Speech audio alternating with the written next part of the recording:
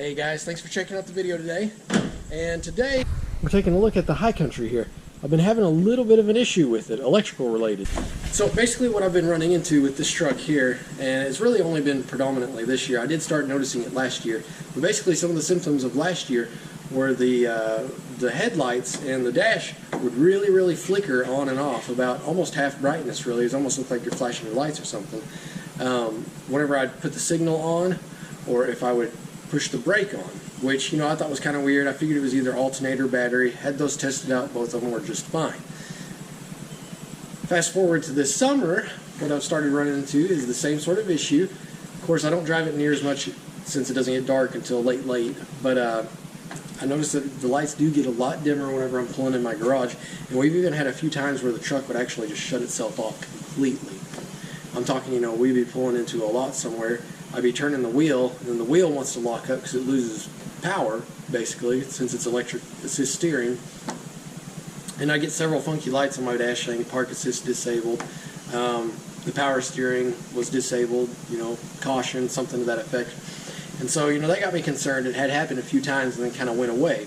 But still had the issue with the lights kind of flickering in and out. So I did a lot of research online and found where the issue resulted from.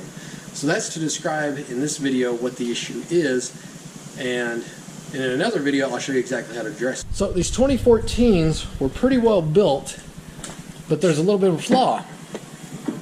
If you go inside the driver's side, there is a ground that is causing that exact issue that I've been describing to you guys. So if you're having similar issues, you need to take a look at this ground. And like I say, I'll do another video showing you guys how to find this. But basically you remove this trim piece, which you basically pull from up here down, two 10mm bolts on that side where the handle is under the covers. You pull that down, and then you pull this entire front piece of the dash up here out, and it just is held in by clips. And over where the speaker is, there's a little place where a ground wire is fastened on by a nut, and what happens is there's some sound deadening material that gets kind of trapped under the ground there and causes your ground to basically short out, and that's why you'll have those issues sporadically and not all the time. So what you can kind of do is kind of finesse that to get it where you want it so it doesn't get stuck under there again, or just kind of trim it away. That's what I've been seeing a lot of guys doing these days.